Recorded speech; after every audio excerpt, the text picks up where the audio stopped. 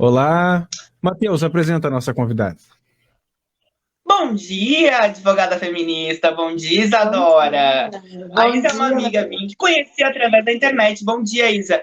Já vou passar a palavra para ti, só quero dizer antes assim, olha só, a Isa, no primeiro programa que eu vim para cá, ela já falou assim, Matheus, me chama para falar, porque eu quero falar com os ouvintes da Rádio Ferrabras, com o povo que acompanha vocês pelo Face, pelo YouTube, porque o tema que ela fala é muito importante. A Isa, ela tem um perfil no Instagram, que é advogada feminista, ela é vice-presidenta da Comissão de Combate à Violência Doméstica da OAB, da Ordem dos Advogados do Brasil, lá de Santa Catarina, e hoje ela está aqui também para falar um pouco sobre a sua atuação na área jurídica em defesa dos direitos das mulheres, né, Isa? Bom dia, amiga. Isso, exatamente. Bom dia, Matheus. Bom dia a todo mundo do painel. O Matheus Nossa, disse... agradeço muito o convite.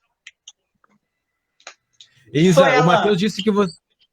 O Matheus disse que você está aqui na bancada do Jornal Coletivo, mas está exatamente aonde nesse momento? Eu falo de Floripa, de Santa Catarina. Vamos lá, então, vamos conversar com... Vamos lá, Isa. Eu acho que para começar, assim, para você apresentar um pouco do teu trabalho, fala para a gente, assim, o que foi que te motivou a atuar nessa área do direito, né? Então, o que aconteceu para a gente chegar nessa área, né? Eu fiz faculdade de Direito, fiz faculdade de História também na UFSC, aqui em Santa Catarina, ao mesmo tempo. E por mais que eu me identificasse mais com o aspecto histórico, com a faculdade de História, com as pessoas, com tudo que eu conheci de História do Brasil, e aí a gente vira esquerda de vez quando faz História na UFSC, eu sentia que eu tinha esse acesso a essa informação valiosa que é o direito. Ter esse acesso é um privilégio no nosso país, né? E durante os meus anos de faculdade, tanto numa quanto noutra, eu comecei a acompanhar diversas colegas que tinham passado por situações de estupro ou de assédio na universidade ou fora da universidade. E aí eu via que durante a faculdade de Direito não tinha uma matéria específica para falar sobre crimes de estupro, crime de assédio, crimes contra a sexualidade das mulheres, não tinham uma visão feminista sobre o direito ele é muito patriarcal, então o ensino do direito ele já vem para trazer as demandas do patriarcado e não das mulheres. E eu não encontrava ninguém que trabalhasse com isso, ninguém que fizesse esse serviço de levar mulheres para a delegacia e acompanhá-las em exames de perícia e depoimentos. E aí eu pensei, se ninguém faz, eu vou fazer. Porque a gente fica naquele momento, né, de tipo, eu vou esperar alguém na política vai surgir e fala sobre isso, alguém no direito vai surgir e vai falar sobre isso. Quando não existe alguém num espaço em aberto, você precisa ocupar.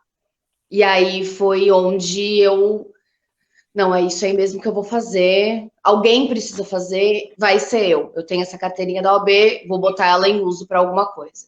E foi assim que eu comecei a trabalhar com o direito das mulheres, ajudando as minhas amigas que passaram, né, por crimes de estupro e de assédio. E como é que tu tem essa ingresso? Não, esse é porque assim, ó, eu queria, Matheus, que a gente conseguisse caracterizar muito forte o que é a seriedade desse tema, né, dos direitos das mulheres, porque aí não fica lá a sociedade batendo cabeça, né, sobre as questões da violência, das pautas identitárias e a gente fica, né, enxergando a conjuntura, mas não observa que historicamente a gente tem coisas muito erradas na nossa sociedade, né? E que do ponto de vista legal nós já superamos essas coisas erradas e a sociedade do ponto de vista legal já enxerga isso como crime, já enxerga isso como o direito ou a falta de direito, né, o direito negado, né? Enfim, e em relação às mulheres isso está muito bem caracterizado já. Né? E por que a gente ainda vive numa sociedade em que precisam de advogados para, né, que as mulheres tenham reconhecidos direitos? E aí eu queria te dar essa oportunidade, Isa, de nos esclarecer para a sociedade que está batendo cabeça em casa de que tem coisas erradas e que a gente precisa resolver isso. Do ponto de vista legal resolveu, mas agora é do ponto de vista social da defesa dessa pauta, né? Exatamente, é uma ótima colocação, né? Porque a lei as leis que nós temos, elas são relativamente boas. Nossa Constituição Federal é uma Constituição belíssima, né? O Código Penal tem várias previsões para crimes de estupro, passou por várias alterações agora. Em 2018, a gente teve uma alteração importantíssima, que é a inclusão do crime de importunação sexual, que é masturbar-se na frente de mulheres em conduções públicas, em ônibus. Isso não existia uma previsão legal até 2018. E só passou a existir porque em 2017, um homem, acho que foi em Minas Gerais, se não me engano, foi preso por esse crime em flagrante, foi levado para a delegacia, pagou fiança, saiu e no dia seguinte ele foi preso de novo pelo mesmo crime, com outra mulher. E aí os legisladores entenderam a necessidade da criação de um tipo penal específico que previsse esse tipo de conduta, porque não existia. E no direito penal, se não tem uma conduta tipificada, ela não vai valer. Né? Aquilo não vai ser caracterizado como crime. Se não está prescrito na lei certinho, não vai ser crime. Pode ser moralmente repugnante, mas não é considerado crime. Então, a gente está vendo aí uma série de alterações no Código Penal que facilitam o acesso da mulher à justiça. O problema é que nós, sociedade brasileira, somos criados dentro de um sistema racista, machista, homofóbico, cisgênero, que impede socialmente que as mulheres tenham acesso, não só as mulheres como as outras minorias, tenham acesso ao que lhes é de direito. A gente não tem ensino de direito nas escolas. Deveríamos ter ensino de direito nas escolas, pelo menos a Constituição Federal, para a gente saber o que a gente pode e o que a gente tem direito. Mas não é interessante para as outras pessoas, para as pessoas mais poderosas da nossa sociedade, que a gente saiba o que a gente tem direito, correto? Então, com as mulheres que sofrem tanto com o machismo historicamente, é o mesmo princípio. Não vamos informar, não vamos dar acesso, vamos impedir, dificultar o acesso dessas mulheres ao exercício dos seus direitos, né? Então, a gente vem dessa perspectiva do direito de que ele é muito punitivista, mas se a sociedade não muda, se a gente não traz esse debate como responsabilidade dos homens também, a gente não consegue avançar no exercício desse direito. A gente fica, enquanto advogado, enxugando gelo. A gente não consegue, a gente só vai conseguir fazer alguma coisa depois que a situação aconteceu. E a gente precisa começar a trabalhar no antes, para que aquilo não venha a acontecer. Não para que tenha uma proteção quando aconteceu. Então, se esse debate não vem para a sociedade e não parte também dos homens, se os homens não entendem que aquilo é uma pauta que eles precisam trazer para si também, a gente não consegue avançar e, apesar do direito estar lá, posto na lei, ele não tem validade prática, digamos assim.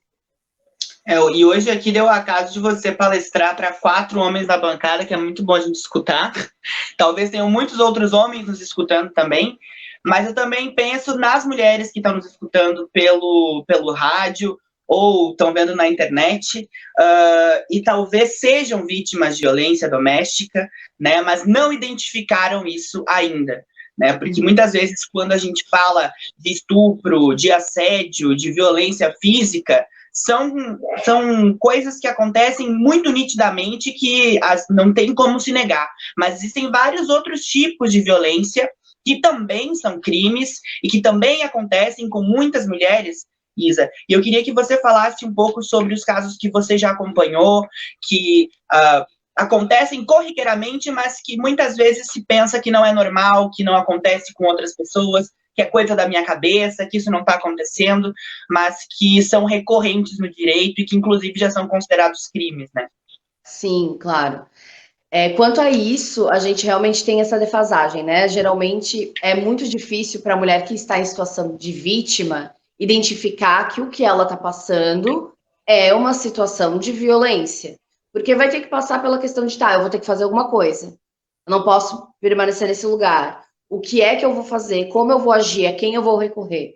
Né? A gente tem uma sociedade que duvida muito da palavra da mulher, por exemplo. Por isso que existe uma subnotificação muito grande de crimes de estupro, porque a maioria das mulheres já tem na cabeça que ninguém vai acreditar nelas. Porque a sociedade nos mostra, paulatinamente, que sim, não irão acreditar nas mulheres. Mas por falar em violência, a gente tem a Lei Maria da Penha, que é uma lei belíssima, que vai estipular no seu artigo 7º formas de violência contra a mulher. Violência patrimonial, que é uma das que mais acontece, a mais corriqueira, e que muita gente não sabe o que é. Por exemplo, tem violência patrimonial quando o seu namorado, seu marido, seu pai, seu irmão quebra o seu celular. Isso é uma violência patrimonial. Ou rasga suas roupas. É uma violência patrimonial. Ou quando ele te impede de acessar o seu salário. Eu tive uma cliente no interior do estado que trabalhou por 5 anos numa empresa e a empresa depositava o salário dela na conta do marido. Então ela nunca viu o valor, nunca recebeu um salário, porque os valores caíam na conta do marido. Isso é uma violência patrimonial. E é muito corriqueiro isso acontecer, porque o homem é o chefe da família, né? Ele administra as contas do lar e tudo. Tudo bem, mas isso não significa. Tudo bem, não, né? Mas, tipo, entendo que existam mulheres que concordam com isso e que estão ok em viver dessa forma. Mas isso não é desculpa para que ele destrua seus objetos, seus documentos pessoais, sua certidão de nascimento, passaporte, ou retenha o seu passaporte. Isso é uma forma de violência patrimonial também. Ou que não te dê senhas de banco dos quais as contas são conjuntas. Isso é uma violência patrimonial que acontece a rodo. Outro exemplo é a violência psicológica, que está colocada também na Lei Maria da Penha, no seu artigo 7º, que é a manipulação e a construção de um pensamento negativo sobre a própria vítima. Então, assim, sua inútil, sua burra, você não faz nada direito, eu pedi para você fazer assim, você faz assado, você não me obedece. Tudo o que traga uma diminuição de autoestima para a vítima. E isso é uma violência psicológica extremamente comum. E aí é importante dizer que a violência física ela só vai acontecer num relacionamento violento depois que a violência psicológica está muito bem instalada. Depois de meses, anos, com você diminuindo a autoestima de uma pessoa, ela vai se submetendo, se colocando no poder do outro.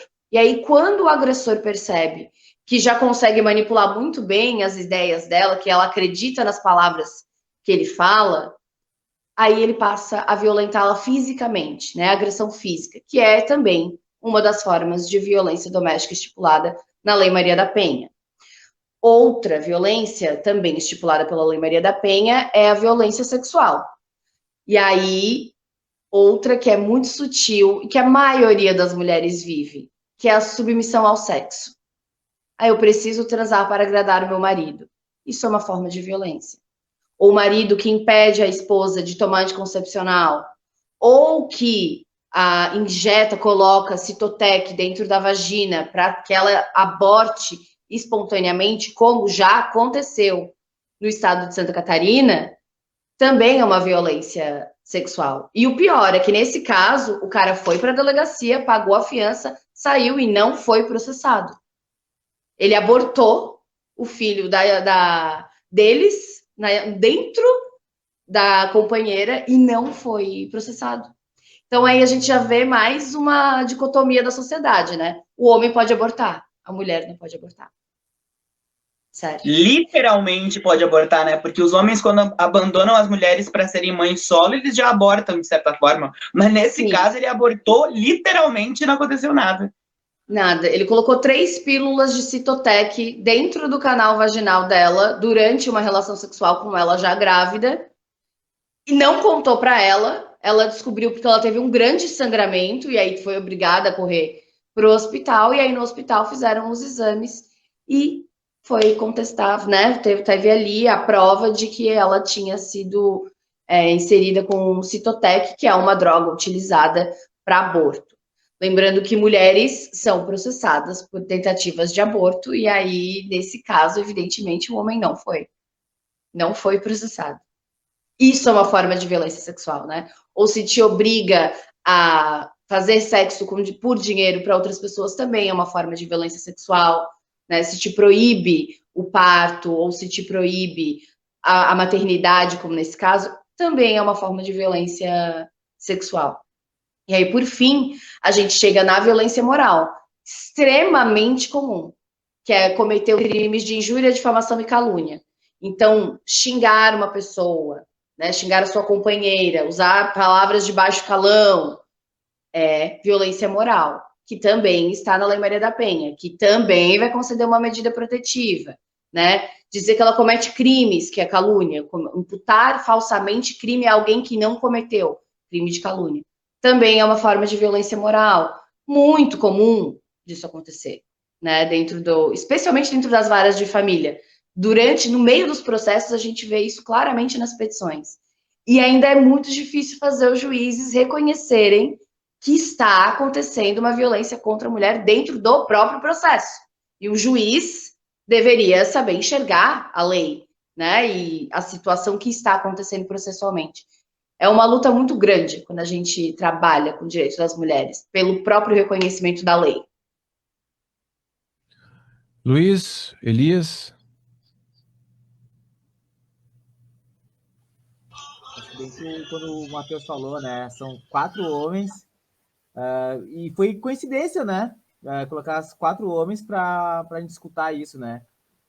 Eu acho que enquanto homem, a gente tem que estar sempre em processo de tentar se desconstruir, né? Eu não vejo e também não me coloco enquanto homem feminista, muito pelo contrário, né? Mas eu acho que, como também não coloco, também não vejo branco antirracista, né? Enfim, né? São questões que para nós, homens, são casos a gente escutar e refletir, né? Refletir nossas ações, refletir para nossos círculos de amizades, refletir nos nossos grupos de WhatsApp que temos, né? Eu acho que é por aí. Exatamente, tu trouxe um ponto sobre grupos de WhatsApp, que, bom, não estou dizendo aqui que algum de vocês faça, mas algo que é muito comum. Recebimento de nudes de alguém e o envio dessa nude para um grupo do WhatsApp de amigos. Isso é crime. 216B do Código Penal. É reproduzir e enviar sem consentimento pornografia sem a comunicação da pessoa que produziu. Também é um crime. E isso é algo que entre homens, entre colegas, entre amigos, eu vejo que acontece bastante. E ninguém sabe, ou pelo menos finge que não sabe, que está cometendo crime. Tanto quem envia quanto quem reproduz e manda para mais pessoas também está cometendo crime. Então já fica a dica aí para vocês. Se vocês verem um amigo de vocês fazendo isso num grupo de WhatsApp, por favor, notifiquem, né? Tipo, se a pessoa não vai aprender por bem, porque é algo reprovável enviar uma nude de outra pessoa sem autorização dela para outras, avisa pelo menos que é crime, né?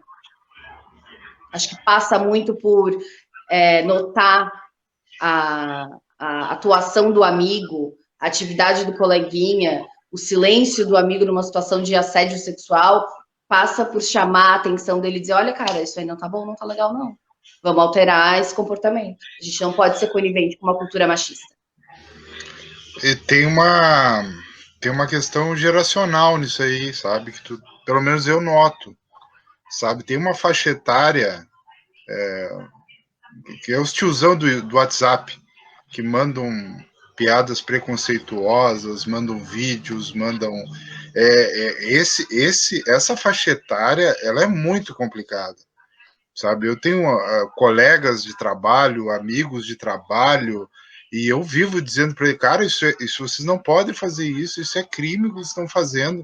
Não me interessa se foi feito por eles ou não foi feito por eles, mas qualquer manifestação que a mim me parece violenta, desrespeitosa, de qualquer forma, é um crime, não tem, sabe, não tem condição disso. Eu vivo reclamando desse tipo de coisa, deletando, sim, sabe, sem nem olhar, sabe, porque, sabe, não tem cabimento. Eu acho que as coisas têm que ser de uma forma que as pessoas querem viver as coisas e fazer as coisas, e não esse tipo de coisa de reprodução de terceiros, de divulgação. Que isso, sabe? Isso é um absurdo. Isso é um absurdo. Sim, tu fala sobre essa questão geracional, né? Mas, na verdade, a gente gostaria de acreditar que é isso, mas a estatística mostra que não. Na verdade, isso é extremamente comum entre adolescentes de 16, 17 anos. Não tem mais essa questão de só os mais velhos faziam, só os mais novos fazem. Não. Isso é tão comum, tá tão naturalizado, imputar vergonha à mulher que pratica sexo ou que é empoderada da sua sexualidade é uma coisa tão naturalizada que todos os grupos, tanto homens quanto mulheres, também fazem isso, né? Aqui, por exemplo, aqui em Florianópolis, vou contar um caso, nosso prefeito foi flagrado fazendo sexo com uma assessora dentro do gabinete. E esse vídeo correu todos os WhatsApps, todos. E aí eu alertei todas as pessoas que eu conheci que estavam reproduzindo esse vídeo, falando, gente, isso é crime, vocês não podem enviar esses vídeos por WhatsApp, por lugar nenhum, é reprodução de pornografia sem consentimento dos envolvidos, isso é crime. E as pessoas simplesmente, Isadora, mas pelo amor de Deus, olha isso aqui, é o prefeito. Tem sempre uma desculpa para ter uma atitude criminosa como essa. As pessoas simplesmente, às vezes, não querem entender que aquilo ali é um limite penal. Elas estão tão chocadas com a situação em si, que elas querem trazer para todo mundo, olha só o que tá vendo, tá aqui, ó. Não faça isso. Isso é crime. E, bom, a minha análise é que isso garantiu o primeiro turno do prefeito da cidade. Isso de forma alguma manchou a imagem dele, ele saiu como um grande tadinho e ele ganhou em primeiro turno na cidade, acredito, muito por conta desse vídeo. Imagina se fosse uma mulher, né? Ela foi exonerada. E, nossa, bacalharam horrores com ela, mas ele foi eleito prefeito no primeiro turno. Garantiu o primeiro turno. Eu concordo contigo, e o que eu coloquei é a minha experiência, né? Porque é os grupos que eu participo, né? Eu não participo de grupos com menor idade, mas de mais idade. E, inclusive, eu acho que nessa linha que tu tá falando, até um alerta para a gente, assim, ó, pelo menos a minha visão é essa. Para mim não interessa se é de esquerda, de direita, de centro, de baixo, de cima. E crime é crime. Se é meu amigo, se não é meu amigo, se é conhecido, se não é conhecido, não interessa. Crime é crime. Para mim é assim. Qualquer idade, entendeu? Tem que ser responsabilizado. Uhum. O Luiz revelou. Antes de finalizá-la, eu acho que esse negócio que o Luiz aponta também, e que a Isa fala sobre isso, é um pouco da junção de duas coisas, né? Quando a gente vê que os direitos das mulheres nunca foram coisas palpáveis para os homens, e também a questão da internet, de se pensar que a internet é uma terra sem lei. Junta duas coisas ali, e aí pensa que se pode fazer qualquer coisa com aquele material na internet sobre as mulheres, né? E aí se torna um duplo crime, né? Porque aí é contra as mulheres e também contra o marco legal civil da internet, né? Exatamente.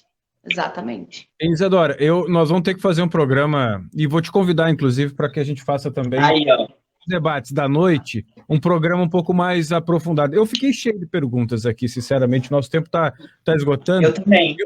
Eu vou ler as minhas perguntas e te deixar a possibilidade de responder, se puder. Primeiro, o papel da Comissão contra a Violência Doméstica da OAB. Eu queria entender o que a OAB tem de elaboração e o que reflete a OAB dentro dessa comissão. E um outro caso, Matheus, que nós vimos agora essa semana de violência contra a Manuela Dávila, né? Sim. E ameaça de estupro da filha de 5 anos. Isso é feito por machismo, e não é por outro... É porque é mulher, é porque é a Manuela, né? Então eu queria que conversasse um pouco sobre isso, e como é que a gente pode se preservar disso, né? Vejo, eu sou pai de 3 meninas, né? Então eu tenho muita preocupação com isso. A minha companheira fantástica, né? Que jamais vou conseguir conceber algo de tamanha violência como fizeram com a Manuela, e eu queria que tu tratasse um pouco desse tema. E aí, bom, se der, a questão das varas de família, porque esses também são assuntos que a gente precisa abrir essa caixa toda e conversar sobre isso. Bom, então, com relação à comissão da OAB, né, a nossa atuação é no sentido de educar os advogados para perceber práticas de violência doméstica nos processos. Fora isso, a gente também tem uma atuação de um grupo de conto de leitura com psicóloga, que é aberto à comunidade. Então, quem quiser participar é online, né? Quem quiser participar pode se inscrever pelo site da OAB, e tem esse acompanhamento de contoterapia, que é muito interessante. E a gente tem criado também políticas, não políticas públicas, mas temos tentado alinhar o trabalho da comissão com o judiciário, com o legislativo, com o executivo da cidade, para a gente poder criar um observatório e ter mais acessos e que essas informações sejam mais fáceis de ser transitadas, para que a gente possa estabelecer uma estatística melhor, né? Então, é muito do trabalho de estudo, de apurar o grau de violência doméstica que o nosso estado de Santa Catarina vive, que é um altíssimo, um dos mais altos do país, e pensar políticas de atuação e de prevenção. Esse é o trabalho da comissão. Com relação ao caso da Manuela Dávila, a gente vê gritante a violência de gênero e violência contra a mulher. Porque eu posso perguntar para vocês, qual que é o maior medo de vocês, homens, de estarem andando na rua 1h da manhã? É assalto, sequestro. Assalto. O nosso, a qualquer horário, é estupro. Porque o estupro, ele não é só um crime violento, mas ele é um crime que te tira a dignidade. Ele te questiona, ele te faz perguntar o que é que você fez para merecer passar por aquela situação. Como se isso tivesse alguma validade, mas é o pensamento que a maioria das mulheres tem. O que foi que eu fiz, que deu a entender, que deu a permissão para uma outra pessoa fazer o que fez comigo, né? Hoje, de manhã, eu acordei com a notícia, inclusive, de que uma pessoa homossexual foi estuprada coletivamente por 3 outros homens no centro de Florianópolis. E aí, quando a gente fala de estupro coletivo, a gente também está falando de estupro corretivo, porque a polícia acredita que o crime se deu em virtude da sexualidade da vítima, e que também foi tatuada à força com palavras homofóbicas. Isso aconteceu em Florianópolis, na Ilha da Magia, a cidade que mais se vende como gay e aberta a gays do sul do país. Isso vira rotina, né? Então, quando a gente está falando do crime da Manuela e de crimes assim, a gente está pegando na questão da mulher, na questão de gênero, né? Vamos tirá-las das suas dignidades. E aí a coisa pega um que a mais de crueldade quando você envolve uma criança de 5 anos, né? Parece ser chocante no primeiro momento, né? Estuprar uma criança de 5 anos. Preciso dizer para vocês que mais de 50% dos crimes sexuais cometidos contra mulheres são com crianças até 13 anos de idade. Esse número sobe para 76 até os 19. Então, crimes sexuais contra as mulheres, com muita frequência, acontecem na infância. Então, é perverso? É perverso. E aí tem essa questão de macular a inocência. Quero destruir essa pessoa. Quero destruir o que faz dela humano. E aí você usa um crime de estupro, né? É um estupro corretivo. Quer estuprar a filha da Manuela para ensinar a Manuela a se colocar no seu devido lugar de mulher, que não é na política, não é concorrendo a governadora, a prefeita, a nada. É tirar a voz dela, né? Então, é um crime que eu espero que a polícia esteja investigando. Eu soube que foi um dos pais da escola em que a filha da Manuela estudava que tirou a foto e enviou para grupos bolsonaristas.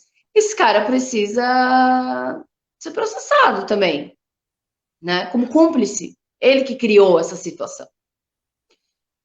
Então, toda a minha solidariedade à Manuela, e eu espero que a polícia faça o seu devido trabalho de encontrar esses agressores, né? Que mesmo pelas ameaças já é punível. Então, oremos para que isso aconteça. E com relação às varas da família, qual é a tua dúvida mais precisamente? Assim, porque a gente enfrenta varas da família que reproduzem violência contra a mulher. Pronto, base.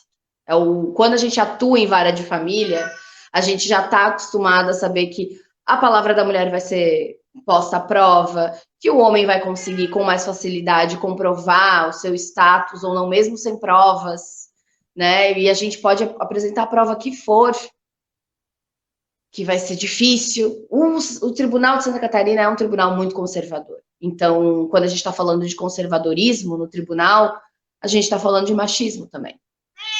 Né? Isso vai refletir em sentenças, em julgados, em acordos, em estipulações de guarda. Por exemplo, a que eu acho mais violenta de todas que o tribunal faz é determinar guarda compartilhada para mulheres que estão em situação de violência doméstica. Como que você vai ter guarda compartilhada com uma pessoa, com seu ex, que tentou te matar, que te estuprou, que te bateu, que segurou o seu dinheiro, que te desgraçou a saúde mental? Como que você vai conseguir dialogar com uma pessoa que faz todos esses crimes contra você? Né? Aí o tribunal vem com a ideia de que, mas o pai que faz isso com a mãe pode ter essa relação difícil com a mãe, mas não vai ter essa relação difícil com os filhos. Como? Como não? Que tipo de filho e de sociedade a gente está querendo criar quando a gente permite que um agressor tenha contato com os próprios filhos? Essa criança vai aprender a reproduzir violência ou vai sofrer violência. Simples. Fora que é para ser punitivo, é para ter um caráter educacional, a lei, tudo bem. Então vamos proibir. Até, aliás, o Código Civil já prevê a perda do poder familiar do cônjuge que agredir, atentar contra a vida, macular a integridade física do outro. E esse artigo não é aplicado. Justamente porque precisa proteger o direito do homem em ter os seus filhos. Me desculpem vocês, homens, mas eu acho que homem nenhum tem direito a manter contato com os filhos quando ele bate na mãe dos filhos dele. Acho que você perde esse direito. Não pode, não existe, a própria Constituição prevê que não existe nenhum direito absoluto. O da paternidade também não pode ser absoluto, especialmente quando vem de um lugar de violência.